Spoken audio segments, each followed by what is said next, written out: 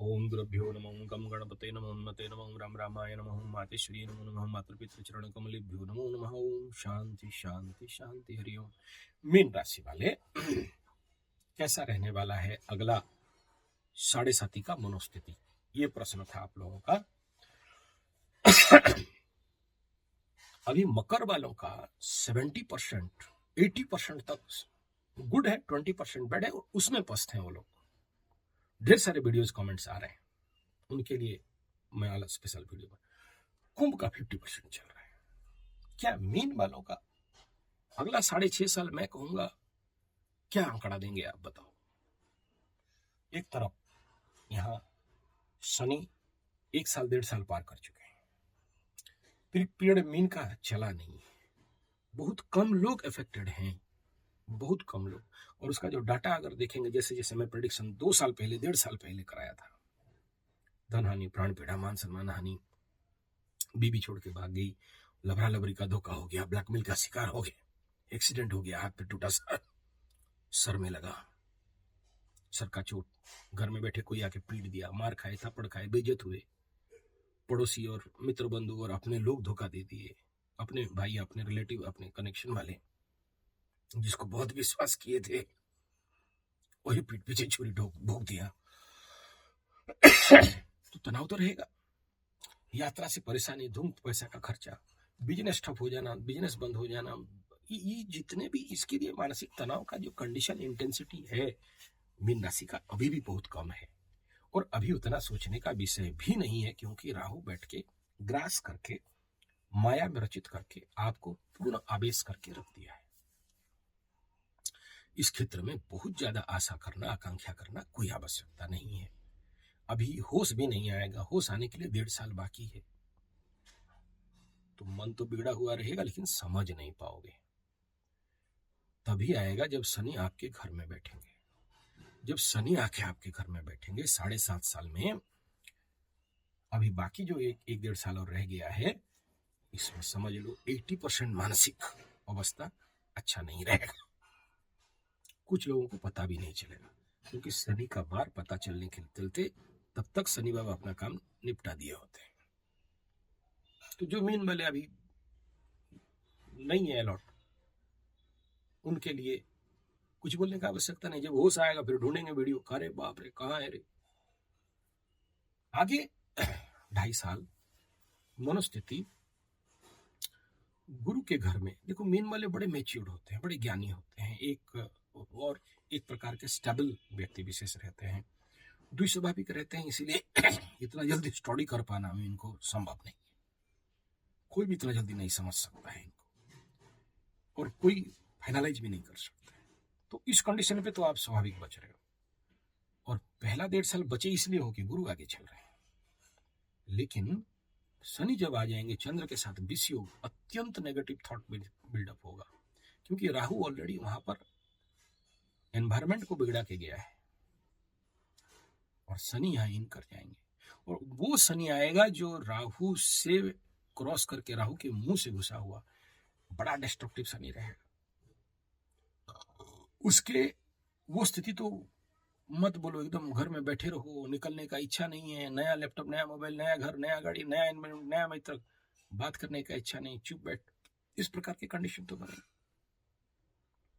और जिनको जो जो लोग धोखा वोखा खा गए होंगे, लवरा लवरी बीवी विवाह से धोखा वोखा खा गए होंगे, उनको तो उनके बारे में सोचना ही नहीं। जिनका बिजनेस ठप होगा, दो पैसा के लिए रोते रहेंगे, बीवी बच्चा का गहना और सारे लग गया होगा, ट्यूशन फीस खाने के लिए नहीं, और बहुत सारे में इनका नौकरी पैसा, किसका भाग गया, किसका हट गया, किसका डिमोशन हो गया, किसका डिसमिस हो गया, तो वो मानसिक स्थिति और बिगड़ा हुआ रहेगा। आप बोलोगे कि हाँ उतरा हुआ शनि शायद अच्छा देगा, तो आखिरी लास्ट 6.5 आपके लिए कुछ एक्टिवेटली ला के देगा। इस 6.5 साल का जो इम्पैक्ट रहेगा उस समय, नीचस्थ शनि, मैं कहूंगा बहुत ज्यादा इम्पैक्ट तो नहीं रहेगा, लेकिन उस समय देखना 70-80% राहत और 20% का तनाव बाकी रह जाएगा। लेकिन नीचस्थ शनि और लग्नस्थ शनि मीन के लिए उस समय मेष का 7.5 का मूवमेंट होता रहेगा, और आपका परिस्थिति नेचुरल 12 में राहु, लग्न में शनि,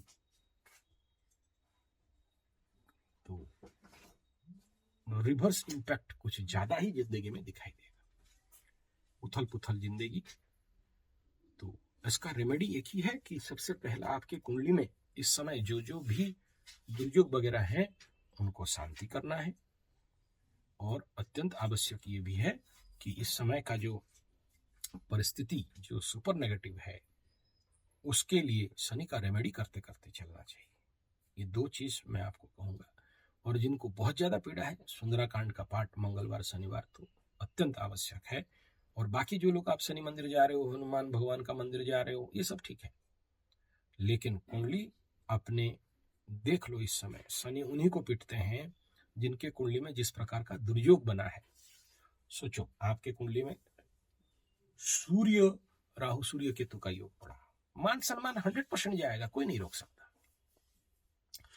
शुक्र केतु शुक्र राहु शुक्र शनि पड़े हुए हैं, गंदी लड़की या लड़का से आपका प्रचंड ठुकाई होगा, धोखा धोखी, ब्रेकअप, बदनामी, फेसबुक व्हाट्सएप होगा। आपके कुंडली में कालसर्प पड़ा हुआ है, बिन मतलब का तनाव खिंचा हुआ जिंदगी में आएगा। आपके कुंडली में सोचो अंगारक पड़ा है, आग लगेगा। देखना मीन वालों का भयंकर आग का प्रॉब्लम दिखाई सुनाई देगा, कम आ जाएगा। तो अगला 6 साल राहत चाहते हो तो अभी से सजग हो जाओ। एक मीन का कुंडली में देख रहा था, बहुत बड़े कंट्रैक्टर, ये टाइप कंट्रैक्टर, करोड़ों में खेलने वाला, उनका ठप हो रहा था और उनके लिए सप्तचंडी करवाए। बोल रहे थे आपका कराने के बाद हमें तो अच्छा रिजल्ट मिला है गुरुजी। तो रिजल्ट मिल रहा है, और इस समय तो यही कह रहे हैं शनि बाबा कि भाई रेमेडी करते करते चलो, वरना ठुकाई तो पड़ेगा। अपने को सुधारो वरना ठुकाई तो पड़ेगा। मांस मछली अंडा दारू नशा से बचो वरना ठुकाई पड़ेगा। यही रेमेडी है। ये मनस्थिति यहाँ पर मैं गुड तो नहीं कहूंगा। जो लोग थोड़ा रेमेडी और पूजा पाठ और आदमी को संभाल के चल रहे हैं, एक्स्ट्रा मैरिटल अफेयर्स में जो लोग लिप्त नहीं है, समझ लो उनके लिए 20% तो अच्छा है, 80% तो नॉट गुड है। और उसको आप रेमेडी करते हो तो वहां से भी निकल जाओगे और पार हो जाओगे, कोई बात नहीं है। मीन वाले ऐसे ही मैच्योर्ड रहते ही हैं, आध्यात्मिक जगत के आखिरी पायदान पे रहते हैं। अगर इस समय अपने को मुक्ति में आ गए तो मुक्त हो गए, नहीं तो फिर अगला जन्म से भेड़ बन के जन्म हो गए, मेढ़ा राशि में फिर आगे चलोगे, युगति बनेगा।